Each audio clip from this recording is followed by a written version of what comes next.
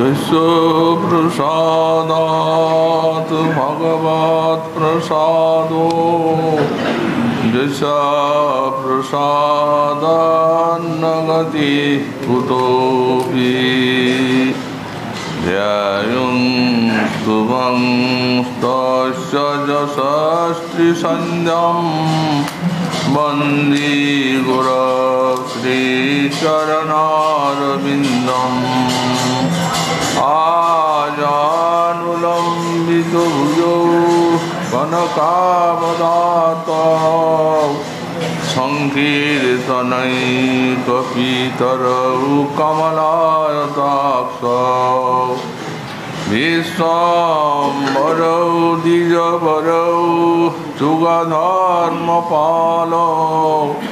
वन्दे जगत्प्रियकरौ करुणावतारौ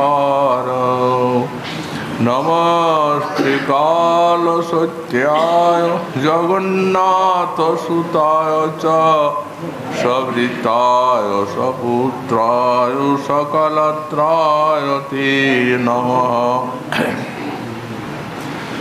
भरेहा पीडाभिरामं मृगमदतिलकं कुण्डलाक्रान्तगण्डां पञ्जाक्षं कम्बुकण्ठं स्मितसुभगमुखं स्वाधुरीन्नस्तवीनुं श्यामं शान्तं त्रिभङ्गं रविकरवसनं भूषितं वैजयन्त्या वन्दे वृन्दावनस्थं युवतिशतवृतं ब्रह्मगोपालवेशम् तप्त काञ्चन गौरङ्गी राधे वृन्दावनेश्वरी वृषभानुसुते देवी तं नमामि हरिप्रिये मूकां करोति वाचालं पङ्गुं लङ्घयति गिरिं यत्कृपातमहं वन्दे परमानन्दमाधवम् वाञ्छाकल्पतरुभ्यश्च कृपासिन्धुभ्य एव च पतितानां पावनेभ्यो वैष्णवेभ्यो नमो नमः। हरिभक्ति पराजित हरिनाम परायणा दुर्वृत्ता वा सुवृत्ता वा तिसां नित्यं नमो नमः। नमो धर्माय महते नमो कृष्णाय विदुषे ब्राह्मणे नमस्कृत्य धर्मान् मोक्षे सनातनान् नारायण नमस्कृत्य नरं चैव नरोत्तमं देवीं सरस्वतीं व्यासं ततो जयो मुदीरयेत्। जय रूप सनातन भट्ट रघुनाथ श्रीजीव गोपाल भट्ट दास रघुनाथ ईशय गुसाईर करे चरण बंदन जहाँते विघ्ननाश अभीष्ट पुरन दुर्गमी पथिमेन्धस्खलत्पादगतिर्मुहुः शक्रपाजुष्टिदानेन सन्त सन्तो वनं वनम्।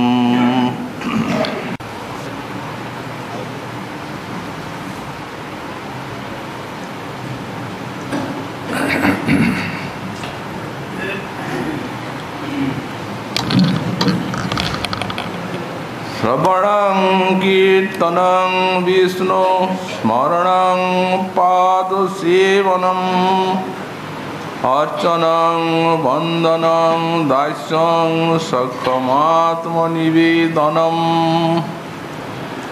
इति पुंसार्पिता विष्णु भक्तिश्चिन्नवलक्षणा क्रियते भगवत्तद्दा तन्वन्निधितमुत्तमम्।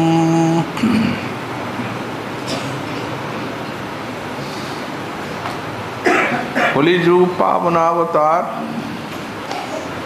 श्री श्री गौरांग महाप्रभु परम अंतरंग पार्षद परम पूज्य पाद गौड़ीय वैष्णवाचार्य वर्य श्री श्रील जीव गोस्वामी चरण तार श्री श्री भक्ति सन्दर्भ ग्रंथे 169 अनुच्छेदे भक्तिर अभिजात प्रतिपादन प्रसंगे सर्ववेदांत सार श्रीमद्भागवते प्रतिपाद्य साक्षात भक्ति नवधांग उल्लेख करছেন। আমরা এই শ্লোকের ব্যাখ্যা প্রসঙ্গে শ্রবণ কীর্তন আলোচনা করে এসেছি যথামতি, এবং এক্ষণে আমাদের আলোচ্য বিষয় এই স্মরণাঙ্গ।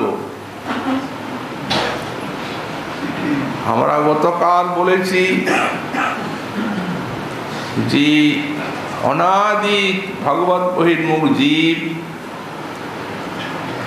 তাদের এই সংসার দুঃখ প্রাপ্তির একমাত্র মৌলিক হেতু এই ভগবত বিস্মৃতি। অনাদিকালের থেকে ভগবত বিস্মৃত জীব যে এই পতনদশা প্রাপ্ত হয়েছে, শ্রী ভগবান গীতাতে তার একটা ক্রম দিয়েছেন। ধ্যায়ত বিষয়ান পুংসো সঙ্গাস্তেষুপজায়তে সঙ্গাৎ সঞ্জায়তে কাম কামাৎ ক্রোধ বিজায়তে ক্রোধাৎ ভবতি সম্মোহ সম্মোহাৎ স্মৃতি বিভ্রম আর স্মৃতিভংসাৎ বুদ্ধিনাশু বুদ্ধিনাশাৎ প্রণশ্যতি। এই ক্রমে হচ্ছে মাদিশ সংসারী জীবের পতনদশা। যখন জীব ভগবত বিমুখ হয়ে বিষয় সম্মুখে বিষয়ের ধ্যান করেছে, তখন তার এই বিষয়ে আসক্তি এসে গেছে, বিষয় ভোগে। এই জড়ীয় বিষয় ভোগে আসক্তি বশত তার বিষয় ভোগের কামনা জেগেছে। এই কামনার থেকে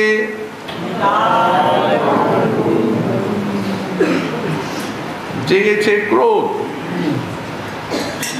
কামনা প্রতিহত হলেই ক্রোধ। এই ক্রোধের থেকে এসেছে সম্মোহ, এবং সম্মোহের থেকে এসেছে বুদ্ধিনাশ, স্মৃতিভ্রংশ। সম্মোহের থেকে স্মৃতিভ্রংশ, ভগবত স্মৃতি সমূলে হৃদয়ের থেকে মুছে গেছে। স্মৃতিভংসাৎ বুদ্ধিনাশ, আর বুদ্ধিনাশাৎ প্রণশ্যতি। সেই স্মৃতিভ্রষ্ট হয়ে আমাদের বুদ্ধিনাশ হয়ে গেছে। এই বুদ্ধিনাশের ফলে যদি শাস্ত্র মহাত্মগণ আমাদের উপদেশ করছেন প্রতিনিয়ত যে হে সংসারী মানব, তুমি এই সংসার ক্লেশ ভোগ করে বেড়াচ্ছ, এর মূল কারণ হচ্ছে ভগবত স্মৃতি। অতএব এই ভগবত বিস্মৃতি, এই ভগবত বিস্মৃতিকে ত্যাগ করে আর তুমি ভগবানই স্মরণ করো। কিন্তু সে বস্তু উপদেশ গ্রহণ করার মতো শক্তি আর জীবের নেই। বুদ্ধি নাশ হয়ে গেছে। এই বুদ্ধি নাশাৎ প্রণশ্যতি, এই বুদ্ধি নাশের ফলে হয়েছে সর্বনাশ। সুতরাং এই বিষয়ে ধ্যানের ফলে এই বিষয়ে আসক্তি, যেমন বিষয়ে ধ্যানের ফলে বিষয়ে আসক্তি এসেছে, তেমনি ভগবানের ধ্যানের ফলে ভগবানে আসক্তি আসে।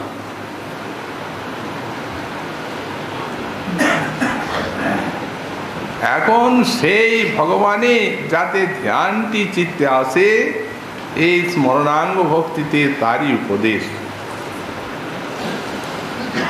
আমাদের শ্রীল গোস্বামীপাদ বললেন যে সংসারী মানবের মনের যে প্রকার অবস্থা, তাতে সে বিনা অভ্যাস যোগে, বিনা সাধনায় তার এই বিষয় বিক্ষিপ্ত মনকে ভগবত উন্মুখী করতে পারবে না। এই জন্যই স্মরণাঙ্গের ক্রম দেওয়া হয়েছে। প্রথমে স্মরণ, যৎকিঞ্চিৎ অনুসন্ধানম, তারপরে ধারণা।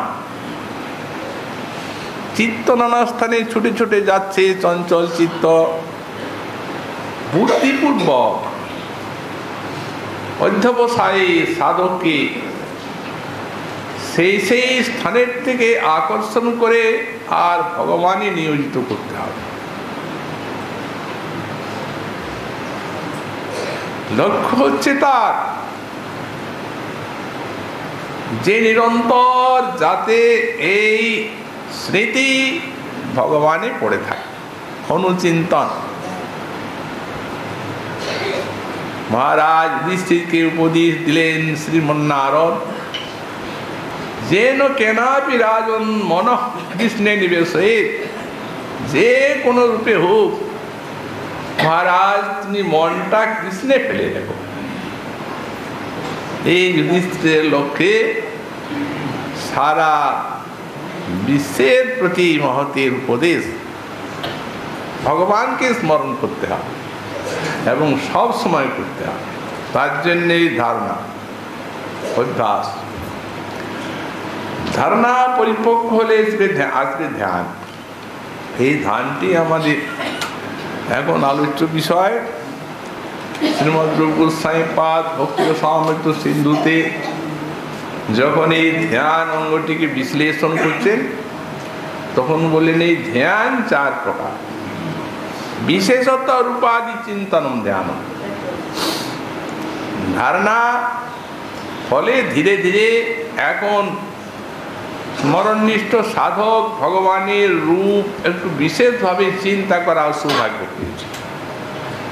রূপাদি গোস্বামীপাদ লিখলেন এটা 4 প্রকার। একটা রূপ ধ্যান, একটি গুণ ধ্যান, একটি হচ্ছে লীলা ধ্যান, আর একটি হচ্ছে সেবা ধ্যান। তো গতকাল তো আমরা এই রূপ গুণ লীলা বিষয়ে যৎকিঞ্চিৎ আলোচনা করেছি। তারপরে সেবা ধ্যান। গোস্বামীপাদ পুরাণে দৃষ্টান্ত দিচ্ছেন ভক্তি রসামৃত সিন্ধুতে। মানসোপচারেণ পরিচর্য হরি মুদা তৎ সদা, হরে মাং মনসাগম্যম তং সাক্ষাৎ প্রতিপেদিরে। মানসোপচারেণ পরিচর্য হরিং সদা। বললেন যদি কেউ মানস উপচারে শ্রী হরির পুজো করে থাকেন, তাহলে পরে বাং মনসাগম্যম, যদিও ভগবান শ্রীহরি অবাং মনুষ্য গোচর, তথাপি কিন্তু তিনি সাক্ষাৎ প্রতিপেদিরে, সাক্ষাৎ ভগবানকে পেয়ে ভগবানের সেবা পেয়ে ধন্য হয়ে থাকে। এই সাক্ষাৎ শব্দের অর্থটিকে বিশ্লেষণ করার জন্য এই শ্লোকের টিকাতে আমাদের শ্রীমদ্ জীব গোস্বামীপাদ ব্রহ্মবৈবর্ত পুরাণের থেকে একটি দৃষ্টান্ত উদ্ধৃত করেছে। বললেন ব্রহ্মবৈবর্ত পুরাণে দেখা যায় যে প্রতিষ্ঠানপুরে কোনো ব্রাহ্মণ বাস করতেন, দরিদ্র শান্ত প্রকৃতি, এত গরিব। তার মনে ইচ্ছা ছিল যে তিনি ঠাকুর পুজো করবেন, কিন্তু এই ঠাকুর সেবার তৈজ পদার্থ, ভোগ ইত্যাদি এগুলি সংগ্রহের তার সামর্থ্য নেই। ঠাকুর রাখবেন কোথায় তারও সেরূপ স্থান নেই। এই জন্য ব্রাহ্মণ দুঃখিত ছিলেন। একদিন ভাগবতী সভায় পুরাণ শ্রবণ করছেন, ইত্যাবসরে এই শ্লোক এসে গেছে, মানসোপচারেণ পরিচর্য হরিং সদা পরে বাং মনসাগম্যম তং সাক্ষাৎ প্রতিপেদে। শুনলেন ব্রাহ্মণ, মনটি তার উল্লসিত হল। বললেন তাহলে তো অসুবিধা নেই, যদি ঠাকুরকে মনে পুজো করলেও যদি তাকে লাভ করা যায় এবং সেই পুজো যদি তিনি গ্রহণ করেন, তাহলে তো মনে তো কোনো অভাব নেই। হ্যাঁ, শাস্ত্রে 8 প্রকার প্রতিমার কথা দেখা যায়। লেপ্যা, লেখ্যা, সৈকতি, দারুময়ী, ধাতুময়ী, শিলাময়ী, মণিময়ী এবং মনোময়ী। তাহলে 8 প্রকার প্রতিমার মধ্যে মনোময়ী প্রতিমাও আছে। এটি শাস্ত্রেই প্রতিমা নির্ণয় করা হয়েছে মনোময়ী। সুতরাং ওই ব্রাহ্মণের গোদাবরী তটে তাঁর আবাস। উনি গোদাবরীতে যে স্নান করলেন, স্নান করে একটি বৃক্ষের তলায় বসলেন নির্জনে। বসে আর সব ধ্যান করছেন, চিন্তা। শুদ্ধ বস্ত্র পরিধান করেছেন মনে মনে। তারপরে কুটিতে স্পন্দন করে তিনি ওই মনে মনে মন্দির তৈরি করেছেন ঠাকুরের। মনে মনে মন্দির তৈরি করে ওই মনোময়ী প্রতিমা যেখানে প্রতিষ্ঠা করেছেন শ্রীমন্নারায়ণীর উপাসক সম্প্রদায়। তারপরে তিনি প্রাঙ্গণ মন্দির মার্জনা করেছেন মনে মনে। মার্জনা করে ওই সোনার থালা, মণির বাটি, মনে তো কোনো অভাব নাই, দিব্য দিব্য সমস্ত উপচার, মানস উপচার সব মনে মনে সংগ্রহ করেছেন। চন্দন ঘর্ষণ, তুলসী আহরণ ইত্যাদি সব মন ষোড়শ উপচারী আর মহারাজ রাজ উপচারী সেবা করলেন বিপ্র। বেশ ভালো লাগে। যখন আনন্দ পেলেন তখন নিত্য সেইখানে সেই প্রকার সেবা চলতে লাগলো। দৈনন্দিন দিনে দিনে সেবার পরিপাটি বাড়ে, যে কাল তো এই ভোগ লাগিয়েছি, আজ এই ভোগ লাগাবো। এই প্রকারে অনেক দিন চলল। চলতে চলতে সেই মানস সেবা এখন বিপ্রসিদ্ধি লাভ করেছে। যেমনি গোদাবরীতে স্নান করলেন, গাছের তলায় বসলেন, তেমনি ধ্যান গাঢ় হয়ে গেল। ওই সেবা পূজা সব মনে মনে মনে মনে করতে লাগলেন। একদিন ঠাকুরের জন্য ক্ষীর পাক করেছেন। ক্ষীর পাক করে একটি সোনা সুবর্ণ থালাতে সেই গরম ক্ষীরটি ঢেলেছেন। তো গরম বস্তু ঠাকুরকে নিবেদন করতে নেই, তাই তাল পাতার একটা পাখা দিয়ে আর বাতাস করছেন। সব মনের ক্ষীর, মনের থালা, মনের তাল পাতার পাখা, বাইরে কিচ্ছু নাই, বাইরে বসে আছে। তারপরে মনে হলো যে নিশ্চয়ই তখন শীতল হয়ে গেছে। পরীক্ষা করার জন্য যেমনি আঙুল দিয়েছেন, আঙুলটা ডুবে গেল সেই গরম ক্ষীরে, আঙুলটা পুড়ে গেল। তো যে আঙুলটা পুড়লো সেই আঙুলটা তো মনের আঙুল, ওটা তো তার বাইরের আঙুল নেই। তো জ্বালা হলো আঙুলটাতে।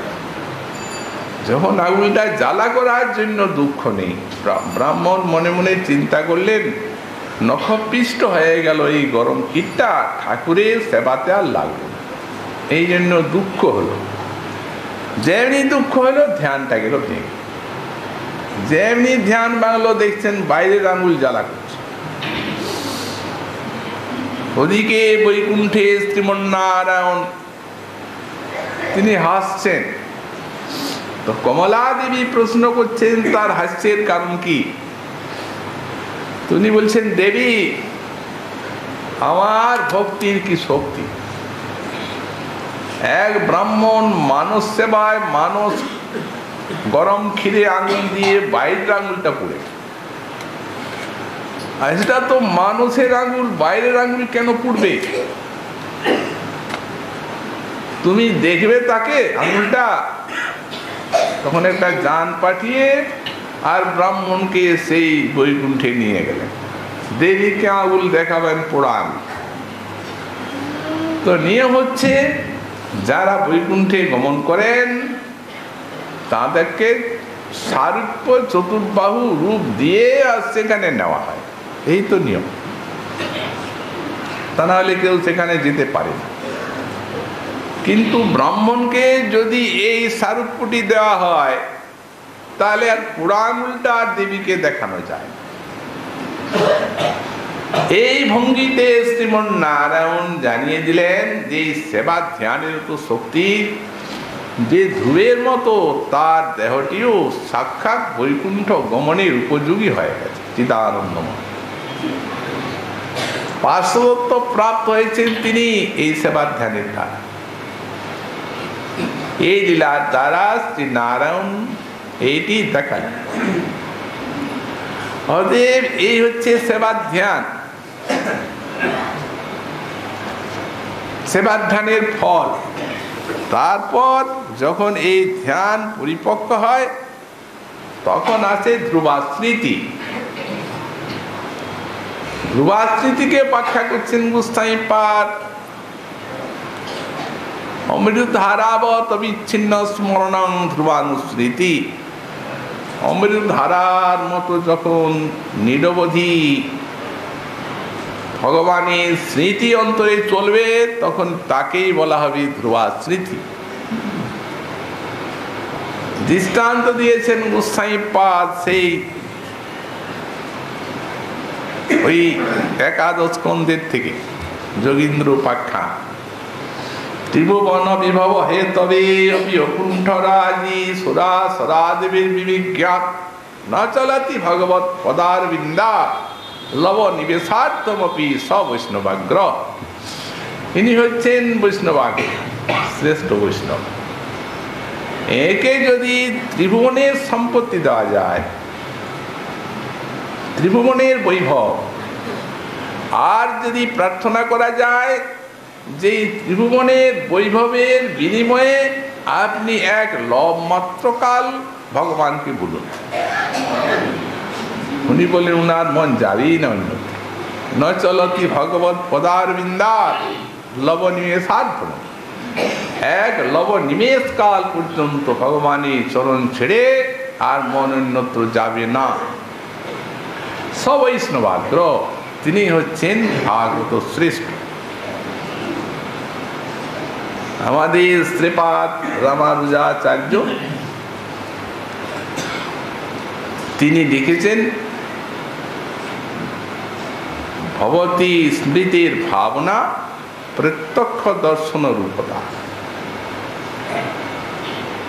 উনি তার ভাষ্যে লিখছেন, বেদান্তর ভাষ্যে, যে এই যে ধ্রুবাস্মৃতি, ধ্রুবানুস্মৃতিটিকে বিশ্লেষণ করছে। বললে এই যে ধ্রুবানুস্মৃতি, এইটি হচ্ছে সাক্ষাৎ ভগবানের সাক্ষাৎকার। চোখে দেখলেই হবে না, এই সাক্ষাৎকার। ভবতী স্মৃতির ভাবনা প্রকৃষ্ট দর্শন রূপতা। বললেন এইটি হচ্ছে প্রকৃষ্ট সাক্ষাৎকার, প্রকৃষ্ট দেখা। যথার্থ সাক্ষাৎকারী এই ধ্রুবা স্মৃতি। স্মৃতির ভিতরে সাক্ষাৎকারের লক্ষ্য কি? ভগবত সাক্ষাৎকারের লক্ষ্য হচ্ছে অন্তরাত্মাকে তার মাধুর্যের আস্বাদন দান করা। তো অন্তরাত্মা মাধুর্যের বিলক্ষণ আস্বাদন লাভ না করলে ধ্রুবা স্মৃতি আসে না। সবসময় ভগবানই স্মরণ, কারণ মনভৃঙ্গ তখন ভগবত মাধুরীতে এমন লুব্ধ হয়ে পড়েছে যে ওকে ত্রিভুবনের সম্পত্তি দিলে একটু নড়ছে না, ভগবানের চরণ ছেড়ে। সেই ভগবত পাদ পদ্ম মকরন্দে গাঢ় গাঢ় লিয়তাং চিত্তভৃঙ্গ, তখন গাঢ় গাঢ় রূপে চিত্তভৃঙ্গ লীন হয়ে গেছে, অন্যত্র যাবে না। শ্রীপাদ শঙ্করাচার্য যখন ভাষ্যের তাঁর বেদান্তের ভাষ্যের শ্রুতি ভাষ্যের যখন ভূমিকা লিখছেন, তখন উনি দুটো ভেদ টেনেছেন। তিনি তো এই ব্রহ্মবাদের প্রচার করেছেন। অতএব তিনি এই যে ব্রহ্মাত্মক জ্ঞান আর উপাসনা, এই দুইটির ভেদ শুনেছেন। এখন যারা নির্গুণ উপাসক, তাদের কি ধারণা? তাদের ধারণা হচ্ছে যে সগুণ উপাসনাটি হচ্ছে নির্গুণ উপাসনার থেকে নিকৃষ্ট স্তর। কারণ যাদের সেই নির্গুণ ব্রহ্মের উপাসনার ক্ষমতা নেই, ধ্যান ধারণার সেই রূপ শক্তি নেই, সেই রূপ সম দম নিধিধ্যাসন ইত্যাদিতে পরিপক্ক যাদের সাধনা হয়নি, সেই তারা প্রথমে সগুণ উপাসনা করবে। আর সগুণ উপাসনাতে যখন পরিপক্ক হবে অন্তরাত্মা, তখন নির্গুণ উপাসনা এসে যাবে। এই উল্টো তাদের ধারণা। এখন উনি লিখছেন, ওই ব্রহ্মাত্মক জ্ঞানের কথা আগে বললেন, তারপর উপাসনা, এইটি হচ্ছে ভক্তি। উনি উপাসনার লক্ষণ করছেন, উপাসনা তু যথাশাস্ত্র সমাপিতম কিঞ্চিত আলম্বনম উপাদায় তস্মিন সমান চিত্তবৃত্তি সন্তান করণম তদ বিলক্ষণান্তরম। তো উনি এর অর্থ হচ্ছে যে আচার্য বলতে চাচ্ছেন যে উপাসনা কাকে বলা যায়। যারা সাধন ভজন করছেন আমরা বলি উপাসনা, কিন্তু উনি সেটাকে উপাসনা বলছেন। উনি বললেন শাস্ত্র প্রতিপাদ্য কোন এক উপাস্য ভগবত মূর্তিকে অবলম্বন করে, আর যখন আমাদের উপাসকের চিন্তাধারা যখন অন্য প্রত্যয়ান্তর রহিত হয়ে যাবে, অর্থাৎ চিন্তাটি আর উপাস্য ছাড়া অন্যত্র আর অন্য কোনো চিন্তা করবে না, তখনই তাকে যথার্থ উপাসনা বলা যায়। কেন? উপাসনার অর্থ হচ্ছে উপসমীপে আসনা, নিকটে থাকা। তো ভগবানের নিকটে আমাদের চিত্তমন থাকবে সবসময়, তবে তো উপাসনা। আর তা না হলে বিষয়ে ছুটে বেড়াচ্ছে, মনের কোনো নিয়ন্ত্রণ নাই, আর মুখ যন্ত্রের মতো হরিনাম আবৃত্তি করে চলেছে, আমরা সেটাকে উপাসনা বলবো কি করে? সুতরাং এই ধ্রুবা স্মৃতির প্রয়োজনীয়তা শাস্ত্র মহাজন এইভাবে দেখিয়ে দিয়েছেন।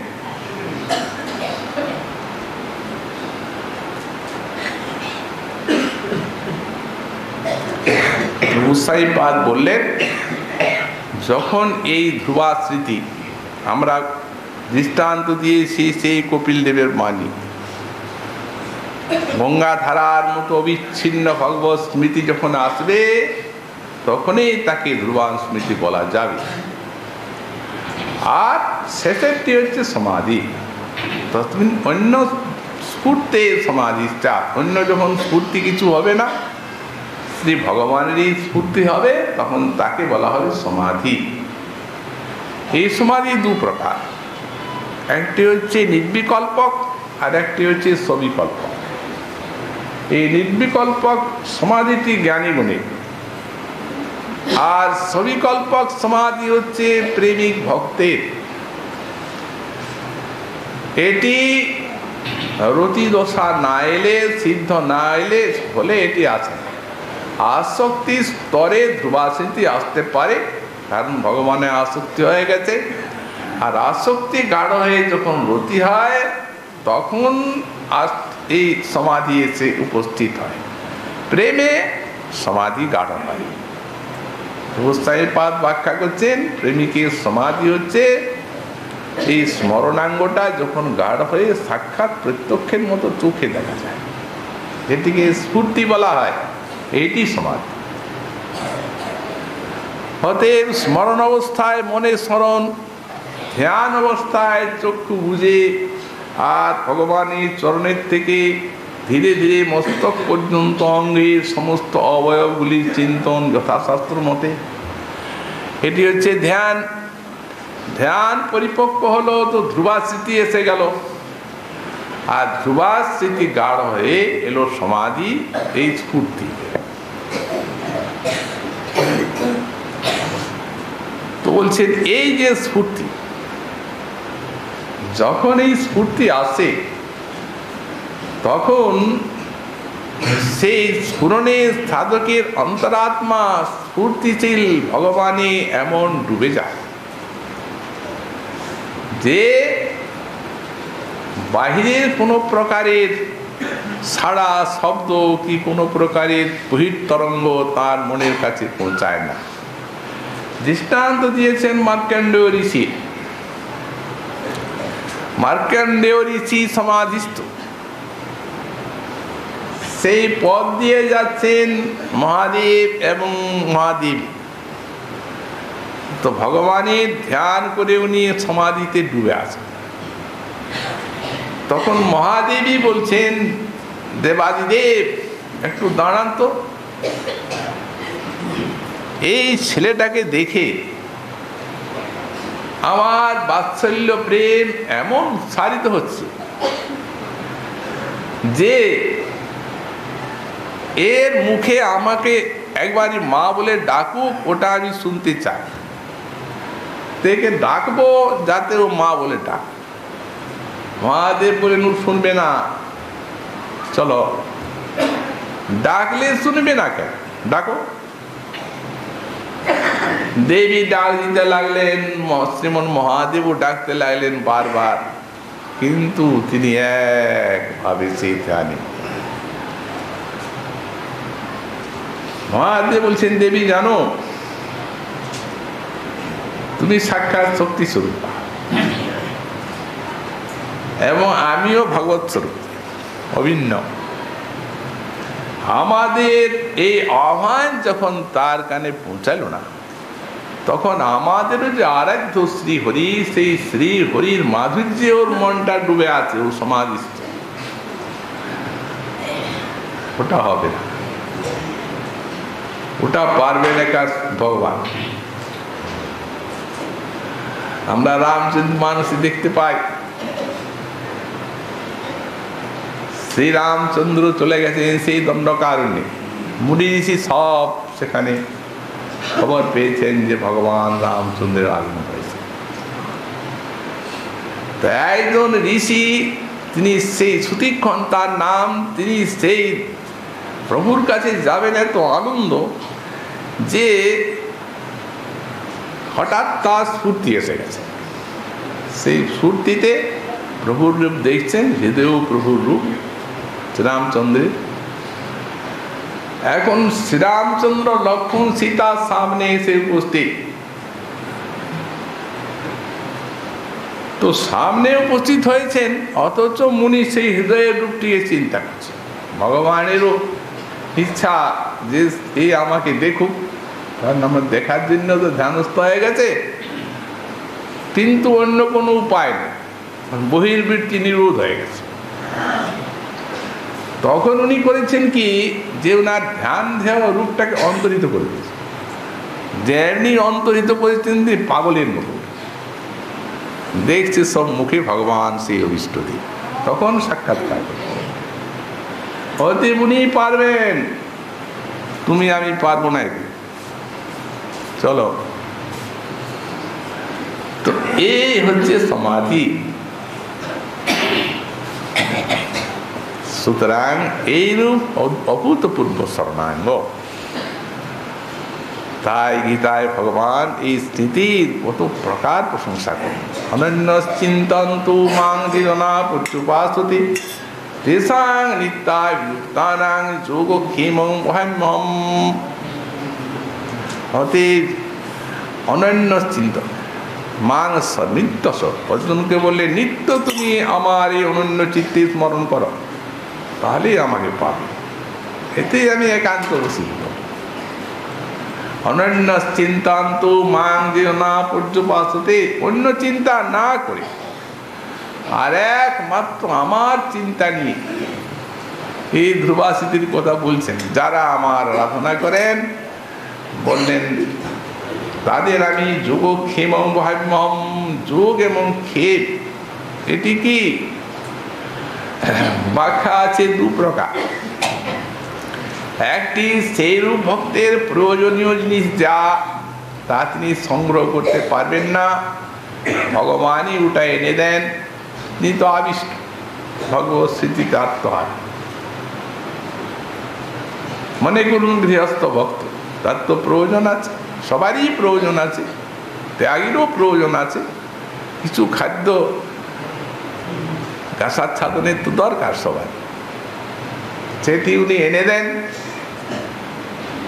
আর যেটি আছে সেটিকে নিজে সুরক্ষিত রাখেন। যে ভক্তি যোগটি নেই, যে আস্বাদনটি নেই, সে আস্বাদনটি দেন, এটি যোগ। আর যে আস্বাদনটি তার আছে, সেই আস্বাদনটিকে সুরক্ষিত রাখেন, এটি হচ্ছে ক্ষেপ। তো রাখুন না, মহামোহন বললেন কেন? বলে রাখা নয়, আমি ওগুলা কাঁধে করে বয়ে থাকি। এই স্মৃতির এই প্রকারের মহিমা, ভগবান এই স্মৃতির তো বুঝি বয়ে রাখি বললেন, আমি তো সবসময় এনে দিই, সেটিও বয়ে, আর ওই কাঁধে বয়েই রাখি তার খেম। কষ্ট তো হয় ঠাকুরের, আমার প্রয়োজনীয় জিনিস যদি তিনি বয়েই রাখেন, তাহলে তো আমি সেবা করলাম। এই চিন্তায় গীতার টিকা করার সময় ওই অংশটাকে কেটে দিলেন লাল কালি দিয়ে অর্জুন মিশ্র। নিষ্কিঞ্চন বিপ্র ক্ষেত্রবাস করছেন, গীতার ব্যাখ্যা করছেন পণ্ডিত লোক, বললেন এটি বইবেন, দেবেন, ইচ্ছা করলেই তো পাবেন, কেটে রে দদান মম দান করি। ভগবান বললেন, বিপ্র আমার অন্তর বার্তা তুমি বুঝলে না। আরে গীতার আমার শ্রীঅঙ্গ, যেহেতু তুমি আমার যে ভক্তের প্রতি প্রীতিটা, সেইটিকে সংকুচিত করতে চাই, প্রতিব্রতার জন্য যে জিনিসটি তার স্বামী বাজারের থেকে নিয়ে আসবেন, সেটি একটা চাকরকে দিয়ে পাঠিয়ে দিবেন না নিজে বয়ে আনবেন? কোনটায় সুখ? নিজে বয়ে আনাটাই তার আনন্দ আছে, ওটা তার সুখ। তো তুমি দুঃখ ভাবলে কেন উল্টো? এই বহাটা তো আমার আনন্দ না। অতএব এসে গেল পরীক্ষা। ভিক্ষা নিয়ে তারা জীবিকা নির্বাহ করেন, ভিক্ষায় গেছেন, সেদিন এমন দুর্যোগ, ভিক্ষা কোথাও নেই। সেই দুর্যোগ কাটতে কাটতে তো সন্ধ্যাকাল হয়ে গেছে। তখন বিপ্র দেখছেন আর এখন কোথায় ভিক্ষে করবো, যেহেতু ঘরে ফিরে যায়। এদিকে ঘটনা হয়েছে কি, যে দরজার কাছে একটি কৃষ্ণবর্ণ বালক, সে একটা ভার বয়ে আনছে কাঁধে করে, ছোট্ট ভার। দুই দিকে দুটি নূতন ঘট আছে এবং সেই ঘট পূর্ণ আছে ক্ষীর। দরজার কাছে এসে ডাকছে, মা দরজা খোলো, দরজা খোলো। এখন গৃহিণী ব্রাহ্মণী দরজা খুলে দিয়েছেন, দেখছেন তো একটি ছেলে। মা এগুলো রাখো, তুমি কে, এগুলি কোথায় পেলে? ওই যে ব্রাহ্মণ, উনি দুর্যোগ হলো তো এই জন্য আসতে পারেন না, একটু দেরিতে আসছেন। তাই উনি বললেন, ব্রাহ্মণী এতক্ষণ কোথায় কাতর, সারাদিনটা তো ঝড় বৃষ্টিতে গেল, তো তুমি এগুলো পৌঁছে দাও। তখন দেখছেন ব্রাহ্মণী যে কৃষ্ণবর্ণ দেওয়াটা এখান থেকে এতটাকে যেন একটা লৌহ শলাকা দিয়ে চিরে দিয়েছে, রক্ত বেরোচ্ছে। তখন দেখেই বলছেন ব্রাহ্মণী, ভগবত স্বরূপ দর্শন হচ্ছে তো, বলছেন বৎস তোমার ওইভাবে কে মারলো এত কোমল দেহে? মনে তো উনিই তো মারলেন। না না না, এই বিশ্বাসযোগ্য কথা নয়। তিনি একটা পিপীলিকাকে পর্যন্ত তিনি দুঃখ দেন না, এত তিনি বৈষ্ণব। আর তোমার মতো এইরূপ এত সুন্দর বালককে তিনি যে এতখানি পীড়া দিলেন, বিশ্বাস হয় না। চোখে জল এলো সেই ফাঁকে। চোখ মুছে ব্রাহ্মণী দেখছেন ছেলেটা চলে গেছে। তখন বলেন, আজ আর খাওয়া দাওয়া নেই, উনি আসুন আগে, এই মেরেছেন ওকে কেন, তার আগে প্রশ্ন। তারপর ব্রাহ্মণ এলেন, ব্রাহ্মণী সব কথা খুলে বললেন, কোথায় কোন ছেলে, আমি কি পাঠিয়েছি, আমি তো ভাবছি যে আজ আর ভিক্ষা শিক্ষা কিছু বলি না। হঠাৎ ভগবানের ইচ্ছায় তার মনে পড়ে গেল যে ওই যে গীতার পাঠ, ওই লাল কালির দাগ, ওই রঙে আঘাত, আর ভয়মহম এই ক্ষীর কাঁধে বয়ে আলো, ওইটাতেই তার আনন্দ। এই জন্যে বলেন যোগক্ষেম ভয়মহম। ব্রাহ্মণ সেই ওই দদাইমহমটাকে কেটে আর ভয়ামহম লিখলেন 3 বার। ভুলে লেগেছেন ভয়ামহম, আর টিকা যেখানে করছেন সেখানে লিখছেন অহং বহামি, অহং বহামি, অহং বহামি। চোখে দেখিয়ে দিলেন। সুতরাং এই সমস্ত স্মৃতির, ভগবত স্মৃতির যে অলৌকিক শক্তি আছে, এই শক্তিগুলির উপরে সন্দিহান হওয়ার আমাদের কোনো বৈধ কারণ নেই। নিত্যহাল আছে আর থাক। তারপরে এই স্মরণাঙ্গ, এই শ্রবণ কীর্তন স্মরণ, এই তিনটিরই করলেন ওই নাম স্মরণ, রূপ স্মরণ, লীলা স্মরণ এবং ওই রাম গুণ রূপ লীলা। তো এই তিনটার করে তারপরে আবার ধ্যানটি 4টি ভাগ করলেন শ্রী গোসাই পাদ। তারপরে এলো সমাধি। এইখানে স্মরণাঙ্গকে শেষ করছে। তারপরে বললেন পাদ সেবনম, পাদ সেবা। গোসাই পাদ বললেন পাদ শব্দ ভক্তই পরিনির্দিষ্ট। এই পাদ শব্দটি দিয়েছেন চরণ সেবনই কেবল নয়, সারা বিগ্রহেরই সেবা। তবে পাদ শব্দটি দিয়েছেন ভক্তি ভরে। পাদ সেবনের ব্যাখ্যা কি হচ্ছে? সেবায়াং সাদরত্বং বিধীয়তে, মানে সেবাতে আদর পূর্বক সেবা, আদরের সঙ্গে সেবা। এই যে ঠাকুরের সেবা করা হচ্ছে, এই আদর পূর্বক সেবা মানে কালোচিত সেবা। মনে করুন শীতকাল যখন আসছে তখন আমরা ঠান্ডা জলে স্নান করাচ্ছি, আচমন দিচ্ছি। শীতকাল যখন আসছে কালোচিত উষ্ণ জলে আচমনীয়, স্নানীয় ইত্যাদি দিতে হবে। গ্রীষ্মকাল যখন আসছে তখন তেমনি ঠান্ডা জলে আচমনীয়, ঠাকুরের স্নানীয় ইত্যাদি দিতে হবে। আদর পূর্বক সেবার এইটি নিয়ম। যখন যে কালে যে ফল মূলাদি হবে তখন সাদরে সেই ফল মূল আহরণ করে ঠাকুরকে নিবেদন করতে হবে। এই জন্য বললেন কালোচিত যত কিছু দ্রব্য বস্তু প্রচারাদিতে ঠাকুরের যে সেবা সেইটি হচ্ছে এই পাদ সেবা অঙ্গটি। এই পাদ সেবা অঙ্গের অন্তর্ভুক্ত কতগুলি আবার অঙ্গ আছে, সেগুলি কি বলেন? সেগুলি হচ্ছে বিগ্রহ দর্শন, বিগ্রহ স্পর্শ, তুলসী সেবা, তারপর এই ধামাদিতে গমন, দ্বারকা পুরী বৃন্দাবন ইত্যাদিতে ধামে গমন এবং ধামে স্থিতি, এইগুলি হচ্ছে এই পাদ সেবার অন্তর্ভুক্ত। তো সুতরাং এই যে শ্রীমূর্তি দর্শন আমাদের গোস্বামীপাদ বললেন, এই মূর্তি দর্শনের ভিতরেই ভক্ত ভগবানের মাধুরীকে সাক্ষাৎ আর সাধন করে থাকে। এই জন্য উনি একটু ঘুরিয়ে কথাটা বলছেন, বলছেন ভাই তুমি বৃন্দাবনে এসেছো, তো তুমি আবার ঘরে ফিরে যে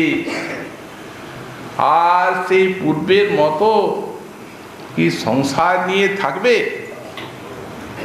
ঠাকুরের আরাধনা পুজো ইত্যাদি করবে না, এইরূপ ভাবনা যদি তোমার মনে থাকে তাহলে যে আমার গোবিন্দ তাকে তোমার না দেখাই ভালো। বারে বার গোসাই বৃন্দাবনে এলাম, আগে তো গোবিন্দের দর্শন করব, তা আপনি নিষেধ করছেন কেন? অসুবিধা আছে।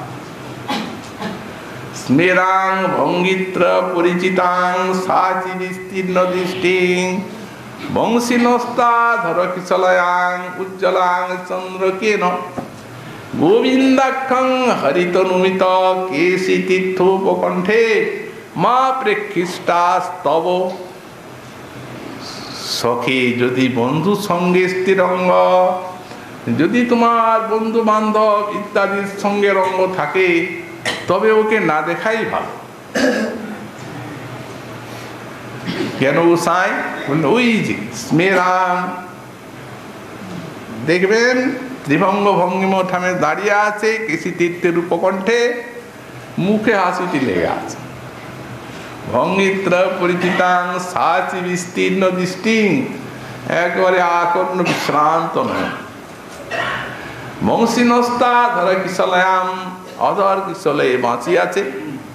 উজ্জ্বলাং চন্দ্রকেন, আর মূল উঠছে উজ্জ্বল চূড়া। মা প্রেক্ষিষ্টা, দেখবে না, কারণ যদি সখা তুমি দেখো তো তোমায় ছাড়বে না, হয় বৃন্দাবনে বাস করাবে, কিংবা তুমি গৃহে গেলেও তোমাকে ভজন করাবে।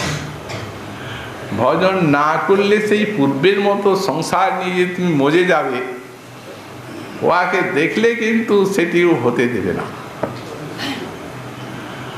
অতএব যেহেতু যদি সংসারে ডুবে থাকারই থাকে তাহলে মা প্রেক্ষিষ্টা, তুমি আমার ঠাকুরকে দেখবে না। এই যে দেখবে না এটি বলে, আর দেখো যদি বলতেন এতটা হইত না। কথাটা যে ঘুরিয়ে বলছেন না, ওই যে ঘুরিয়ে বলা, এই বিষয়ে একটা দৃষ্টান্ত আমরা দিই। এক ভদ্র ব্যক্তি ছিলেন, ধনাঢ্য লোক, স্বামী স্ত্রী দুটি ছেলে। তো স্বামী খুব স্ত্রৈণ, স্ত্রী বশীভূত, এই জন্য যত কিছু সম্পত্তি স্ত্রীর নামে রেজিস্ট্রি করে মরে গেল। এখন স্ত্রী আবার ছোট ছেলেটিকে দেখতে পারে না, ও বড় ছেলেকে নিয়েই সব কিছু, ও আবার সব বড় ছেলেকে দিয়ে। বেচারা ছোট ছেলে পিতৃ সম্পদে বঞ্চিত হয়ে অনেক দুঃখে সংসার নির্বাহ করে। তাই দিন তার স্ত্রী বলছে, দেখো তুমিও তো পিতার ছেলে, পিতামাতার ছেলে তুমি কিনা, তো পিতামাতার সম্পত্তিতে তোমার তো ভাগ আছে, তো তুমি মুখ বুঝে বসে থাকবে আর এরূপ কষ্ট পাবে তুমি, আর এক ছেলে ভোগ করবে সবটা, এ কিরকম কথা? তুমি মাকে এটা বুঝিয়ে বলতে পারো না? ছেলে বলছে, বুঝিয়ে বললে হবে না, ঘুরিয়ে বলতে হবে। সেটা আবার কিরকম? দেখো না, ঘুরিয়ে বলছে। ঘুমিয়ে আসে একদিন রাত 12টা, চিৎকার করছে, ও গিন্নি, ও গিন্নি, ও গিন্নি। গিন্নি বলতে তো মাই আছে, আর কেউ নাই। মা ছুটে গেছেন, কে ডাকি? আমার কর্তার মতো গিন্নি গিন্নি ডাকি। দেখছে ছেলে বলছে, ও গিন্নি, বড় দুঃখ গিন্নি, বড় কষ্ট, কষ্ট।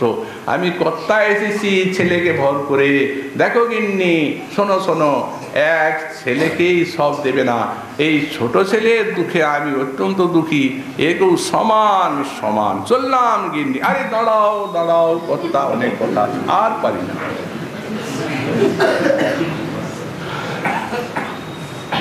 কানছে মা, কোথাও গো, কোথায় গেলে গো? আরো অনেক কথা ছিল, এত কথা বলছিলে, কিছু জিজ্ঞাসা করতাম। তখন ওই কানছেন যখন, তখন যেমন ঠিক ঘুমের থেকে উঠেছে তেমনি হড়বড় করে উঠেছে ছেলেরা।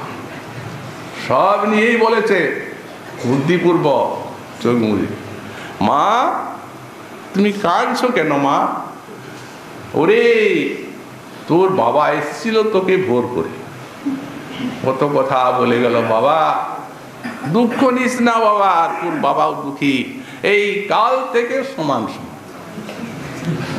এই বুঝালে তো গোস্বামী পাদ যদি বলতেন যে এসেছেন বৃন্দাবনে, আগে গোবিন্দ দেখুন, দেখবেন না, দেখলে ও আপনাকে ছাড়বে না, ও আগে ভজন করাবে তবে ছাড়বে। তো এই রূপ ঘুরিয়ে বলা, যেমন আমরা রাধা রানীর কথা তখন বললাম, কৃষ্ণ কথার মহিমাটি কিভাবে বললেন, এইরকম মর্মস্পর্শী সোজা হয় না। এই প্রকারে তুলসী সেবার কথা আছে। এই তুলসী সেবা গোবিন্দ প্রিয়া, এই তুলসী সেবনের দ্বারা ভগবানের অবশ্য পাদ পদ্ম প্রাপ্তি। সেবন, জলদান, রোপণ, পরিক্রমা, দণ্ডবত ইত্যাদি, পুষ্পাদি, মাল্যাদি দিয়ে অর্চনা, এইরূপই ধামে আসা। ওহো মতিপুরী ধন্যা বৈকুণ্ঠাচ্চ গরিয়সী, দীনমেকং নিবাসেন হরু ভক্তি প্রজায়তে। এই বৃন্দাবনে এসেছেন, একদিন বাস করলেই হরিভক্তি হতি অবশ্য। এগুলি সব এই পাদ সেবার অন্তর্ভুক্ত বলে জানতে হবে। এই হলো আমাদের 5টি অঙ্গ। তারপরে অর্চনা, এই অর্চনাঙ্গ মহাপ্রভুর কৃপা হলে আগামীকাল আবার আমরা আলোচনা করবো। আজকে আমাদের সন্দর্ভ কথা এখানেই।